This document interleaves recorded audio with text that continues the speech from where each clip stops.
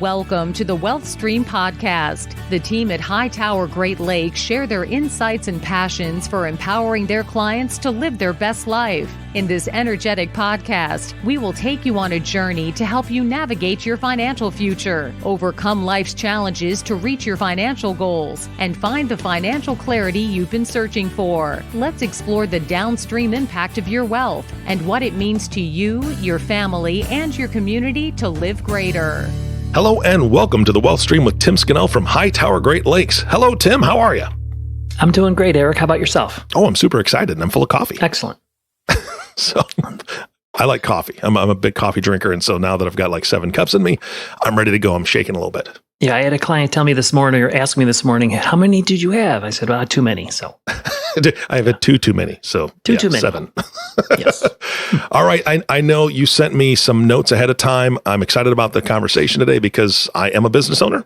And today we're talking about 10 questions every business owner should ask. That's correct. So, we've talked in the past. I think we have a fairly unique wealth management process. We certainly get involved in investment management like most advisors. But when it comes to advanced planning, we focus a great deal on wealth enhancement, which is cash flow strategies, tax savings. We focus on wealth transfer, making sure that once you're ready to transfer the assets to your charities, to your beneficiaries, that they go smoothly, quickly to the right people. Wealth protection, making sure that your assets are not unjustly taken. And today, what I wanted to talk about there's 10 questions that we ask business owners that really address wealth enhancement, wealth transfer, wealth protection, and also some charitable giving. But in general, I think help clarify and help the advisors, his or her advisor team, clarify the goals and make sure that we're planning for the client in the way that they want us to reach their goals. All right, let's hit it. We got 10 questions. What's number 1? So number 1 is, I'll typically ask them, how do you see your involvement in your business changing or evolving in the future? So these are business owners I'm talking to. Typically they're second, sometimes first generation. And what this question does is it allows me to gather information really about who, how and when they would like to exit. So for example, for me personally, I've been in this business since 1986. Which means it's a long time, right? I have 5 children, and none of them, I made them all work at the business, but none of them, as a result, probably want to work here. And they're all doing their own things, and they're doing great. So for me, I'm looking internally, for a succession plan. And as a result, I might want to completely exit. Whereas I have a lot of clients who, they're thinking, well, my child, my son or daughter or multiple kids want to be in the business. I'm 62, I'm 60, but I want to make sure that I'm there with them. I think it'll be fun to work with them. So they might decide to stay longer. So this really helps me identify how long, how they see their role changing and how they see themselves in the business in the future, which helps me with the planning process. So I imagine as a business owner, you're creating your business, Eric, you probably have thought about this also. Absolutely. And again, neither one of my children will follow in my footsteps as far as business coaching at this point. That may change. My daughter does want to go to college for business, but she's already working full time, and she's actually may become part of a succession plan for the place that she's working. But she just needs to add that education piece to it, which is great. I mean, it's a wonderful place. But yeah, I may sell the business at some point, or I may just shut down the business depending on what's going on. Exactly. So that leads to the question 2, which is, what for you or for any of my clients, as I talk to them, what's that next great adventure after you leave your business? And for some clients, there is no, great adventure. It is, they love the business. And I'll tell you something, in working with a number of attorneys, it seems like in that profession, oftentimes they can scale back and they can continue to work, and they like to work into their 70s. They're ingrained in it. They just love it. Whereas sometimes business is just so stressful. Things are just changing so rapidly and quickly. They might want to just say, no, I want to get out, or I have other things I want to do. I'd like to write that book, or I'd like to do more travel. What I've also found is a lot more people, and I think, I've found I'm doing this also, is they try to chase their kids, right? So the next great adventure with the mobility of this next generation, like I personally have children across the country, you know, we want to chase our grandkids. We want to go on vacations. We want to see them. So oftentimes that, you know, is a driver. So for me, when I ask, you know, what's that next great adventure? What do you want to do when you leave the business? It really forces them to think over time about, you know, this business is me. I created it. It's personal. What am I going to do when I leave? Yeah, that's it's funny you say that, because I've always thought I would love to do scuba diving tours, right? I was a licensed scuba diver for a number of years. I love scuba diving. However, circumstances at this point, Tim, I've got grandkids, and I know that I will never be able to get my wife to move anywhere farther than about 30 minutes from the grandbabies. So there's not a lot of scuba diving to be had in Nebraska. So my plans might have to change. I'm taking people on tour of really muddy lakes. Yay! You can't see anything. Welcome to scuba diving. So I might have to change. It's all about adapting, Eric. That's what I say, right? And you know, I know you haven't seen the list, but the lead into question 3, which is, you know, what obstacles could derail your plans? Well, there it is. For your business, for your personal, you know. So I have a client who has been a physician, a specialty physician his whole career, and not just a specialty, but a super highly educated specialist, and built a phenomenal practice. And when the Affordable Health Care Act came in, it changed how reimbursements are paid to physicians. It changed how it pretty much forced, by design, most physicians to go over to start working with hospitals or large clinics. I think in effect, the government would like to make one payment to one big clinic or hospital and then have them figure it out. But that completely derailed this plan he had for, you know, growing the practice, contributing to the community, growing into the community, bringing in somebody as a successor. And literally in about 2 years, he had to completely change the plan. So we just try to continually talk and keep it on the agenda about what obstacles do you see? Technology, competition, family, chasing the kids. You know, okay, now I want to live in Colorado. I no longer want to live in Chicago, maybe. So things like that. Yeah. Yeah. And another thing that, going back to even what's your next great adventure, these two tie in together so well.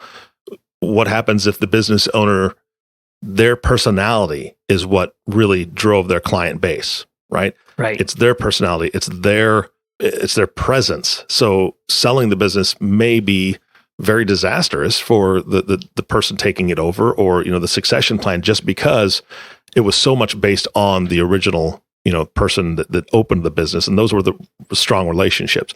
And that's got to be taken into consideration as well. Yeah. And, you know, your comment at the very beginning where you said, well, you might just, you know, close the doors and unwind the business. I think I'm paraphrasing, but, you know, I have more clients who are business owners, and more people I meet who are business owners think that than not, which surprised me, because, you know, you've invested all this time, you've created this goodwill, you've created something that's operating, generating revenues. There's a value for it. And it supports the fact that, you know, as we get to the next question, which is what role does your business need to play in helping you achieve your financial freedom? 98%, according to studies, of business owners don't know what the value of their business is, yet typically it's the source of their cash flow. It's the biggest asset on their balance sheet. And, you know, this is an important question we talk to a lot of people about, because we want them to think about how that business and how that cash flow can protect them once they decide to leave. So this is a critical question. Yeah. And so how far in advance does somebody need to plan for that? I mean, plan their exit, because going back to, and not to make it all about me, Tim, but if I plan to try to sell my business as a coach and a consultant, I'm going to have to build up my business to have other coaches and consultants on board with me, to where I develop a full plan that's all, you know, it's still based off of my work and the coaching style and techniques that I use. However, replicatable with other coaches. At this point, I don't see myself doing that. That's why that one of the options would be for me just to go ahead and shut the business down if it's based on me and nobody else. But if I want to create something that is sellable, if you will, or transferable to a succession plan, how far in advance do people really need to be planning for that, do you think? Well, based on experience, I've at least 5. Sometimes, you know, I've had plans that take 8 to 9 years. And the starting point is there's value drivers, there's benchmarks, there's a way to calculate the value of your business. And that's really where we start. And if I calculate the value of your business today, and we talk about the drivers in your industry, in your specific business that can really make the business worth the most as much as possible, then over time, we can build that up and we can continually update that valuation. And you can see, and you may in the end decide, okay, I don't want to grow. I don't want to have a big team. I really want to stay small and I just want to shut down. But at the very least, you're making an informed decision. Yeah, absolutely. And then I know what role my business needs to play in helping my financial future. And that is, I need to be socking away the money that I'm earning while the business is open, right? There's no sale exactly. to it. So yeah. That's right. You need to diversify from the business and just pile as much away as possible. Yeah. And that gets to question 5, which is, all right, so what is your plan for ownership? So, I am 57. This is 2020. I'm always trying to make sure, but I started my succession planning thought process in 2014. So wow, yeah. I'm literally 6 years into it. It took me the first 4 or 5 years to kind of formulate the plan. And then obviously things change, so you're always updating it. But the point is people spend their time in the business. You need to step out and just focus on the business. So when I ask a client, what's your plan? Do you plan to pass ownership to a key person? Do you plan to sell it to an outside owner? Is there a market for it? What about your family, your kids? It really helps them. It helps me at least start to formulate a plan going forward. Mm-hmm. And then we can at least model it. Like I had a meeting this week where a client has 4 kids and, one's in the business, 3 are not, but 3 are interested. And so they couldn't even make the decision today if they wanted to, but we can get the value. We can start a modeling process. We can start the conversations. And over the next couple of years, a plan will be formulated. So you really have to think far in advance. Yeah, absolutely. Absolutely. And then the next question, which is number 6 already. I'm blowing through these questions. I always ask, what method or methods have they used to assess the value to date? And I ask this primarily to find out, first of all, if they've thought about, business valuation, succession, but also it helps me evaluate their current team. We've talked in the past in other podcasts about assembling a team, Team Tim, where I've got a CPA, an attorney, an insurance professional, a risk management professional, and together we're trying to evaluate and look forward to see how we're going to put this plan together. I am not smart enough to have all the answers, so I need to collaborate with the best and brightest other professionals to help each client. And this is a starting point where I can identify, okay, what have you been looking at? How have you been doing it? Has your CPA, your attorney, your other advisors been helpful? And then it becomes kind of an education process. Tim, I know that we've talked about this specific thing on a previous podcast. In fact, I think it was podcast number 2. You really dove into it right away that, look, I'm a team player. We need to have a team in place for you as an investor. Can you kind of give us a highlight of what podcast 2 kind of covered? Sure. So I had created a 4-part podcast where I talked about looking downstream. And in podcast 2, it focuses on creating that team, the work you need to do before you approach the river, or the work you need to do before you create the exit plan. And it's really going through this process of evaluating who, typically a business owner has an internal CFO, an attorney they have worked with in the past, an insurance agent. It's really just looking at the skill sets of each of those people and evaluating whether it's the same people can be used for protecting the business owner with this exit plan. And if not, then we need to go out and find that team. So it is a process to do that. And I did cover that in podcast 2. Yes. Thank you. Yeah, no problem. So audience members, if you have not heard that podcast, it was fantastic. And it really dives into the reason for it. And one of the things that I like most, because again, that was one of Tim's first podcasts. And I was getting to know him alongside you as the audience. This is where I found out that Tim is incredibly humble, because he says, I can't do it all. I will work with the team members you have in place already if they fit. And he also, I know that he's connected with a lot of professionals that are incredibly brilliant and he works with on a daily basis. And so he can help put that team together as well. But first thing he said is, look, I can't do it all. So please go back and listen to that and you'll get a ton of value out of it. So again, question 6 was, which method or methods have you used to assess the value of your business? And, how confident are you in the process? I'll give you an example. I met with a client recently, a general contractor, and they're required for bonding purposes to go through a process every year, and the bonding company will typically give them a value. But it's really more of a liquidation or value of their assets, not a assessment of their true ongoing enterprise value, which is different. So there's a lot of different ways to do it, and this gives me a good feel for what the next steps are and who I need to bring in on the team. Gotcha. Okay. So question 7, at this point, we've talked about what they want to do. So I'll ask, given your buyer succession plan, whoever you have in mind, have you thought about who the best leader is for the business? So as you can imagine, Eric, when you have a team in a business, you've got inside sales, outside sales, you have like a contracting firm as estimators, great technical people. Some people are out with the clients. Some people are the visionaries. We need to start identifying who the key people are and what their roles are. I prepared a white paper, and I talked about that in a previous podcast where we looked at the 5 biggest concerns facing the, family-owned business construction firms. And from the next gen interviews I did, the biggest concern was what they called role drift, or what their roles are. And, this is a really important part of the process where I'm working with the owners, I'm working with the next generation to figure out what are the roles in the future and how can we, line them up going forward as part of the plan. It's funny you say that, because I've never heard the term role drift, but wow, that happens all the time.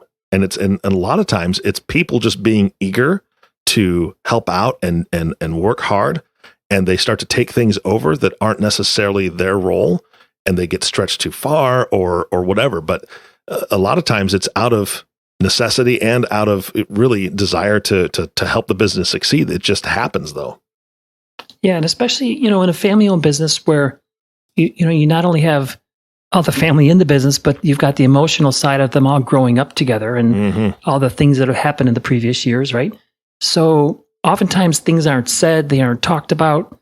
Nobody really gets a firm definition. You might give a firm definition to your CFO who's not a family member, but yet not be as specific to your son or daughter. So this is a real issue, especially in family-owned businesses. Absolutely, Tim. I think that's fantastic to point out. The interesting thing to me is at this point, clients will typically, or if they're a prospect, they'll typically say, well, you haven't even talked about money yet, And it's true. Obviously the investments, the money, the accounting things that we do are critical, but these are all the more important issues that you need to nail down prior to that. Yeah. So question 8, then you can see the progress, but question 8 comes to, okay, so what do you think will happen to your customers, your vendors, your employees, your competition if something happens to you? And I run across this in emergencies, when all of a sudden somebody gets sick, there's health issues. And the biggest concern is I can't let it get out. I can't let my competitors, my vendors, my clients know. You have to think about that well in advance. You have to think about a succession plan, and you have to start communicating it. You have to start introducing the team to the clients, to the vendors, etc. But oftentimes you would think the business owner would say, well, it's all about me. And if I leave, the business goes down the tubes or, goes away. But the reality is I find that most successful business owners have built an infrastructure and built a team.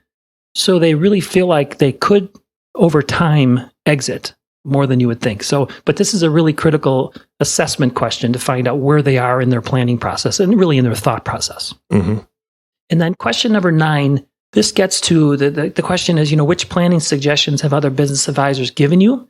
And I'm going back to find out about, relationship management. I want to know what other advisors are currently really giving them good advice about this. So, typically when I meet with a new business owner and we do a discovery and we gather the information and we go through this process, one of 3 things happens. Either at this point I say, you're in great shape, you're doing all the right things based on these questions, you're getting great advice, but I give them at least 2 or 3 ideas that they can take back to their current advisor. The second, alternative that could happen is, and does happen periodically, is just not a good fit. So we go through this question process and we determine that really they're either not at the right stage or they don't know what they want to do or they haven't planned, in which case, we're probably going to refer them to maybe another advisor, but we're just not a good fit for them. And then the third option might be that we invite them to work with us, invite them into our family of clients. And that's what we hope for, but that doesn't always happen. Got it. All right. And then the final question is, what do you see as your greatest challenge when you think about planning for the future? And this is really to try and identify, so we've gone through 45 minutes, an hour of question and answer at this point. They have a good feel for what I'm really just trying to gather information to help them. I'm getting a better feel for them, in terms of what their thought process is. This is where I try to, at this point, get a vision for what landmines are out there. So I know you're out in the middle of Nebraska, Eric, and I don't know if you've ever gone duck hunting or if you ever, see a duck going right across the little lake. And I've seen videos, though, from underwater of what actually happens under there. So you see a duck and it looks so smooth, but they are working, right? And that's what I'm trying to dig into. I'm trying to dig down deep and find out what's below the surface. What are the things they're really concerned about? And this is where, what is the bottom of the iceberg that's going to put a hole in the boat, so I can really focus on that. Because what I find often is at this stage, they're telling me things like, well, I've got problems with one of my children, or I've got a key vendor problem, or we have financial difficulties. But you're really trying to get the key things out of them at this point. Gotcha. So those are the 10 questions that we ask. And as you can see, the purpose is really to get a better feel for what they've done already, who they're working with, what kind of advisors are giving them advice, what are the risks, what do they see as their opportunities. And this helps us, at least as a starting point, starting to formulate a plan with them and for them. All right. That's the top 10 list. That's great, Tim. That's wonderful information. Is there anything else that we need to know? Yeah, I think the other key part or key thing to know is at this point, this is where I want to get the CPA and the, what I call the private client attorney involved. So I've identified who they are with the client, and, the role of the CPA and the private client attorney is typically to get involved in the team at this point, to inform, to educate, to give their perspective, what the owner, what their owner's role is going to be, and also what the CPA and the private client attorney's role should be in the exit planning process. We really want to collaborate. We really want to facilitate.